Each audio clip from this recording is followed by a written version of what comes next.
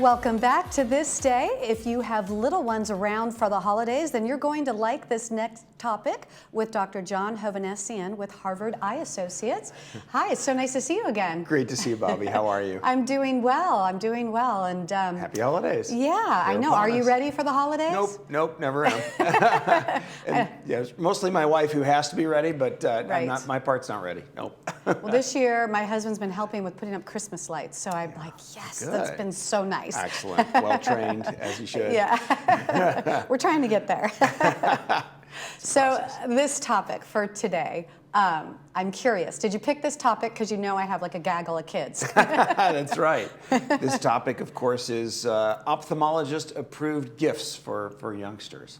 Yeah, and going through it, I guess I've never given so much thought to how gifts could be a problem for the eyes. And so for all our parents and grandparents out there, you know, we want to show our love and our connection and giving a toy that, you know, the kids and the grandkids are going to like and going to love. Sure. But as an ophthalmologist, what advice do you have to give for this? Oh, it's so broad, but you know, so the thing that the kids do so much these days and want to do more of these days is spend time on screens, right? And one topic, you know, related to that in particular, I've seen a lot of promotion for glasses that are blue blockers that are proposed to be better for your eyes if you're spending time on screens. Right. Don't waste money on these products. Really? They don't do anything. There's really no meaningful amount of ultraviolet light that you need to protect yourself from that comes from screens. So the yellow lenses really don't do anything for you. Some of the blue light that comes from screens does disrupt your sleep pattern when it's used late at night. That's why a lot of phones now have this night shift feature. But really, it's good to use that feature because it may disturb your sleep less. But the best solution for spending too much time on screens is to spend less time on screens. Let's not give them stuff that makes them spend more time on screens. Because there really is a lot of evidence that youngsters particularly spending excess time on screens, it drives a lot of bad things. Development of nearsightedness happens over time. And that comes with it, not just the need for eyeglasses when they're older, but also retinal problems that are very serious. And the less time you spend on screens, the better. If they are on screens, we've talked about before the 20-20-20 rule. Okay. Remember that? And that's the rule that says, and this is for adults as well, every 20 minutes, take a break of at least 20 seconds and use your eyes to look at least 20 feet away. Okay? That's right. So 20 minutes, 20 seconds, and 20 feet away is that rule. So try not to give your kids screen-related gifts is the best thing you can do.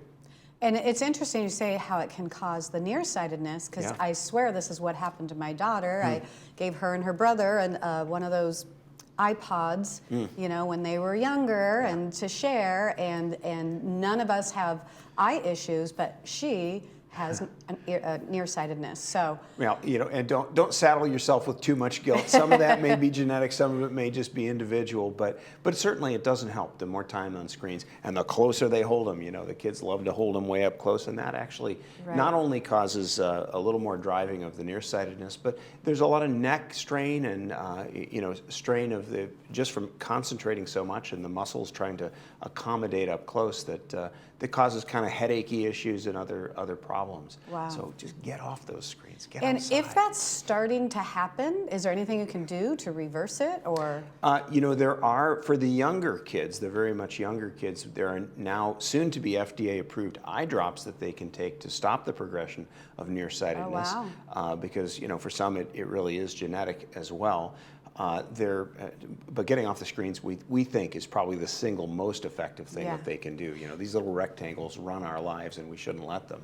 Well, and it's crazy because for the younger, the toddlers, the preschoolers, all these toys now are you know, they're made with big cases around them and you know, to make them unbreakable for the younger set, and they're done in such a way that they're learning their numbers or they're learning their alphabet, but very, very quickly it's no longer a learning device. It then goes into Yeah, Yeah. into play mode, and Right. there's not a lot that's redeeming with it after a while.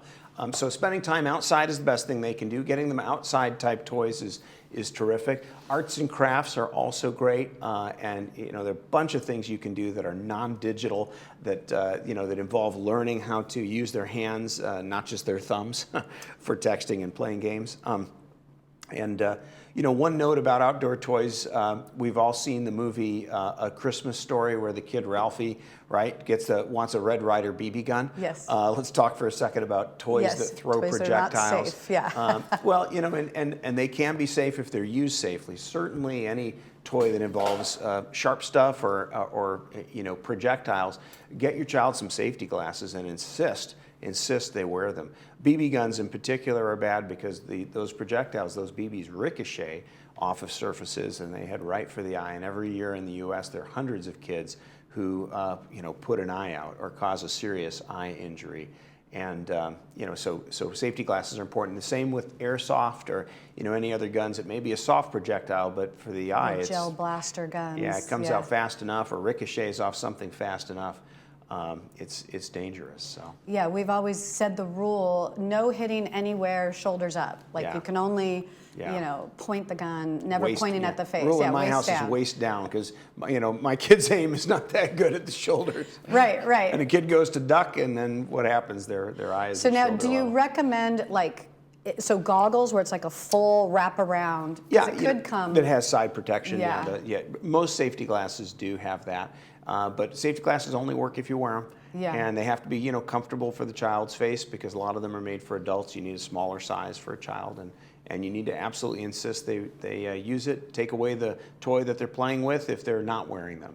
Make them own it. We're successful somehow, knock wood, on getting our kids to wear helmets on skateboards and things by enforcing, and you can do the same with safety glasses. Absolutely. And what can happen, if they do get hit in the eye by one of these guns? Yeah. Great question. So anytime there's any kind of significant eye injury, get your child to a doctor as quickly as you can. Usually these things happen evenings and weekends, and so it's the emergency room. In our area, most of the emergency rooms and the urgent cares are well equipped to handle most eye injuries, at least from the first aid standpoint. Ultimately, they'll probably need to see an eye doctor, and there thankfully are many wonderful eye doctors in the community who can help when eye injuries happen with rehabilitation. But get outside, enjoy this wonderful California weather we have, and be safe. Now, if you get hit by a Nerf bullet or something like how do you know if it's serious enough do you have to go to the hospital that night, or you can wait till opening hours to go to a doctor? So it's tough to paint a picture for all cases, but if it feels like a serious injury, it could be a serious injury, and it's better to be seen in a hospital, ER, or urgent care. Certainly if vision is blurry for more than a few seconds, certainly if the eye looks like it's injured, if there's redness on the eye or distortion of vision or pain, those are all indications you better be seen. Thankfully, in many cases, the injuries are minor and they'll resolve, but the problems that are serious don't always look a lot different from the ones that are minor, and it really takes an experienced person looking at it to determine what it is, to initiate the right treatment from the beginning to avoid long-term loss of vision. Okay. Yeah. So. Good advice. And then I know one of the other things that could be troubling is lasers. Yeah. Toys with lasers. Yeah, so there are a number of toys with lasers, and thankfully most of the toys are pretty responsible, using very low energy lasers. If you question whether a toy has the right sort of certification, there is part of the Code of Federal Regulations. It's the Part 21 of the CFR Code of Federal Regulations, Subpart J, which toys should be in compliance with, and they should be labeled saying that they're compliant with the 21 CFR Part J to be safe lasers for use in a toy. If they aren't labeled that way, and you don't have anybody to ask, then don't buy the toy, because we don't know what it is. We've all heard of stories of toys that are unsafe because of the chemicals they contain or other elements. Unfortunately, toys are not as regulated as they should be in this country. Stuff that gets imported in many cases is not very safe for kids. So look for that 21 CFR. So if you're buying a toy with a laser in it, look on the packaging and make sure it says 21 CFR, and then Subpart J. Subpart J. That's okay, because that could, my understanding is it can cause severe retinal damage, even Absolutely. just after a couple of seconds. Yeah, well, lasers are extremely intense, coherent light, which means that the the wavelengths are aligned and focused very intensely in one direction. And what that means is if that's directed toward the fovea, particularly the center of the retina, yes, it can cause damage. Again, most of these are low energy and not cause for big concern. I would say that even if it's a low energy laser, even if it's described the way I said, 21 CFR Part J, still don't look directly into the laser. It's just not a good idea ever to look directly into a laser. Use it for what it's intended for, which is not to point into your eye. Yeah. Yeah, well, thank you for being here and all this great information. And, I always knew I needed to drink responsibly, but I didn't know I needed to play responsibly. Yes. First, that's right. Drink responsibly and then play responsibly in whatever order you prefer. It's nice to see you, Bobby. Yes. Happy holidays. Thank you. Happy holidays to you as well. So don't touch that channel. We'll be back with more of This Day right after this.